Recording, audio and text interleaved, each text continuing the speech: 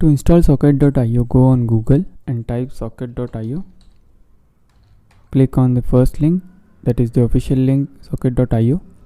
Click on get started. You can check out the server configuration and the client configuration is mentioned over here as well. You can also have a look at the documentation that is available on their official site. But for now, we will be clicking on get started. Over here you can see, they have given an example how you can create an Express application in Node.js, and using Express.js you can integrate socket.io. But we will be using a different path since we have a standalone Next.js application which works as a full stack application. So go to documentation. Here you can see how socket.io works and how it is beneficial in chat applications.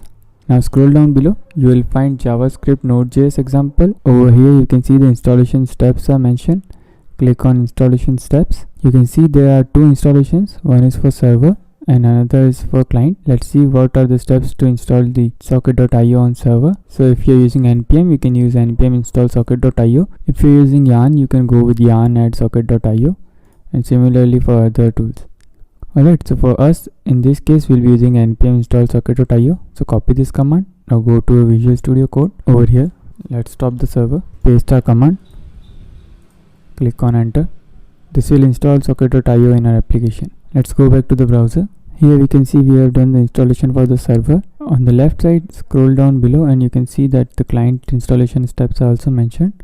Click on client, select installation. Over here, scroll down below and you can see that the installation steps for the clients are also given. It says npm install socket.io-client. Copy this, go to our Visual Studio Code.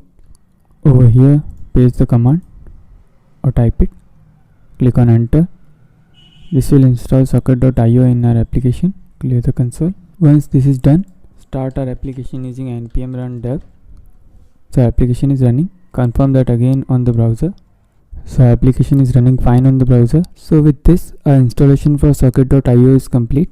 And now in the next video, we are going to learn how you can set up socket.io on a server. So let's learn that our next video.